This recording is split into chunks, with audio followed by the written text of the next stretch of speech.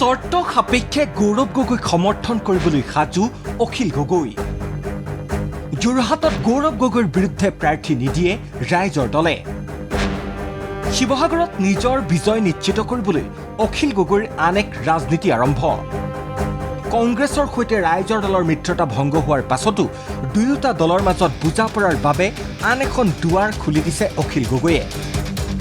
দুয়োটা দলে বিভিন্ন সমষ্টিৰ বাবে পৃথকে পৃথকে প্ৰাৰ্থী ঘোষণা কৰিলেও যোৰহাটত গৌৰৱ গগৈৰ জয়ৰ বাবে প্ৰাৰ্থী দিয়াৰ সিদ্ধান্ত লোৱা নাই ৰাইজৰ দলে।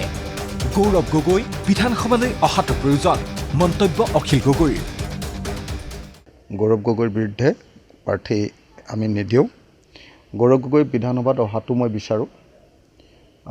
আমাৰ বিধানসভাৰ মান উন্নত হ'ব লাগে।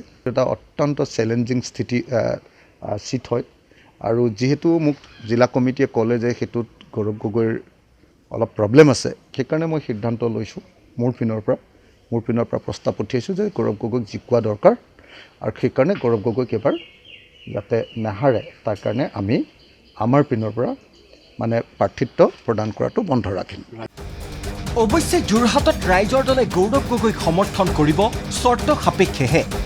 সেয়া হ'ল অহংকাৰ এৰি APCCৰ সভাপতি গৌৰৱ গগৈয়ে অখিল গগৈক পোনপটীয়াকৈ ফোন কৰিব লাগিব। মইতো ভাবোঁ যে গৌৰৱ গগৈয়ে ডাইৰেক্টলি যদি মোক ৰিকুৱেষ্ট কৰে তেওঁ যদি পোনপটীয়াকৈ তেওঁ অনুৰোধ কৰে, তেওঁ অনুৰোধ বৰকৈ নকৰে, তেওঁ অকণমান অহংকাৰত থাকে, তেওঁ মানুহলৈ ফোন চোন নকৰে আৰু ফোনো বৰকৈ নধৰে। কিন্তু তেওঁ যদি মোক পোনপটীয়াকৈ কয় তেতিয়াহ'লে আমাৰ দলৰ যিটো ছেটআপ আছে, আমাৰ দলৰ তেওঁলোকতকৈ ভাল ছেটআপ আছে যোৰহাট সমষ্টিটোত। আমাৰ দলৰ ছেটআপটোৱে তেওঁক সহায় কৰি দিবলৈ মই অনুৰোধ কৰিম, যদিহে তেওঁ পোনপটীয়াকৈ মোক অনুৰোধ কৰে। সোমবাৰে কাজিৰঙাত সাংবাদিকৰ আগত কংগ্ৰেছ আৰু আগন্তুক নিৰ্বাচন সম্পৰ্কত এলানি মন্তব্য কৰে অখিল গগৈয়ে। যোৰহাটত কংগ্ৰেছৰ সাংগঠনিক স্থিতি একেবাৰে বেয়া। গৌৰৱ গগৈৰ সমষ্টি নিৰ্বাচন ভুল হৈছে বুলি দাবী অখিল গগৈৰ। গৌৰৱ গগৈৰ সমষ্টি নিৰ্বাচনটো বহুত ভুল হৈছে।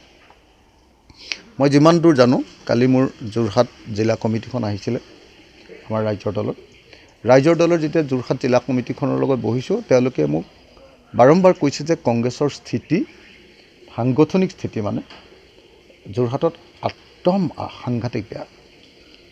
আচলতে গৌৰৱ গগৈয়ে মোক তেওঁলোকে কৈ আছে যে গৌৰৱ গগৈ টিয়কত খেলিব লাগিছিলে, নহ'লে তিতাবৰত খেলিব লাগিছিলে, নহ'লে আটাইতকৈ ভাল সমষ্টিটো তেওঁৰ কাৰণে মাহ মৰা আছিলে।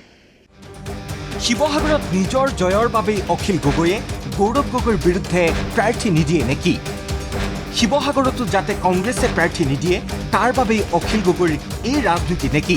চৰ্চিত বিষয়টো সাংবাদিকে সোধাত তপৰাই উত্তৰ দিলে শিৱসাগৰৰ বিধায়কজনে। যি সময়ত মই জেলত আছিলোঁ তেতিয়াও কংগ্ৰেছে মোৰ বিৰুদ্ধে কেণ্ডিডেট দিছে। এইবাৰ কেণ্ডিডেট দিলেও মোৰ আপত্তিয়ে নাই। মই একবাৰৰ কাৰণে আপোনালোকক কোৱা শুনিছে নেকি? মইতো কৈছোঁ যে যদি শিৱসাগৰলৈ একেটা সমষ্টিতে যদি কংগ্ৰেছৰ গৌৰৱ গগৈও যায় তেতিয়াহ'লেও মই যুঁজি ভাল পাম। মই অহংকাৰ কৰি কোৱা নাই একো দেই। মোৰ কথাটো হ'ল যে নিৰ্বাচন যেতিয়া খেলিছোঁ তেতিয়াহ'লে এইটো সেইটো প্ৰিপেৰেশ্যন থাকিব লাগিব। হাৰো বা জিকো ইলেকশ্যনততো সকলো মানুহ সদায় জিকি নাথাকে। গৌৰৱ গগৈ নিজে আহক মোৰ লগত প্ৰতিদ্বন্দ্বিতা কৰিবলৈ। মই একবাৰৰ কাৰণেও কংগ্ৰেছক ৰিকুৱেষ্ট কৰা নাই। ২৬ৰ বাবে নহয়, ২০৩১ৰ বাবেহে গৌৰৱ গগৈয়ে নিৰ্বাচনী প্ৰস্তুতি চলাইছে। কংগ্ৰেছে ৰাইজৰ দলক ধ্বংস কৰাৰ বাবেও ৰচিছিল ষড়যন্ত্ৰ, অভিযোগ অখিল গগৈৰ। কংগ্ৰেছে আমাক চাগে আঞ্চলিক দল এটাক তেওঁলোকে ধ্বংস কৰিম বুলিয়ে চাগে প্লেনটো কৰিছিলে যে গৌৰৱ গগৈ আচলতে ২০২৬ৰ কাৰণে ইলেকশ্যন খেলা নাই। আপুনি চাবচোন, চব পুতেকবিলাকক দিছে। আপোনাৰ প্ৰদ্যুৎ বৰদলৈৰ পুতেক, ৰকিবুল হুছেইনৰ পুতেক, মন্ত্ৰী গৌতম বৰাৰ পুতেক, চব পুতেকবিলাকক কেলৈ দিছে বাৰু? পুতেকবিলাকক এইকাৰণে দিছে যে ৩১ৰ নিৰ্বাচনৰ কাৰণে গৌৰৱ গগৈ নিজৰ টীমটো বনাই আছে। এইবাৰ তেওঁ বিজেপিক বোধহয় ৱাক অভাৰ দিব খুজিছে, বিজেপিৰ লগত যুঁজিব খোজা নাই। আনহাতে অসম জাতীয় পৰিষদৰ সভাপতি লুৰিণজ্যোতি গগৈৰ বিৰুদ্ধে পুনৰ সৰব হ'ল সিদিনালৈকে একেখন মঞ্চতেই থকা অখিল গগৈ। নিজৰ স্বাৰ্থৰ বাবে লুৰিণজ্যোতি গগৈয়ে ৰাইজৰ দলক কংগ্ৰেছৰ দৰে প্ৰতাৰণা কৰিলে। লুৰিণজ্যোতি গগৈ অকল নিজৰ দলৰ নিজৰ স্বাৰ্থ চাবলৈ গৈ তেওঁ আমাক বিট্ৰে কৰিলে।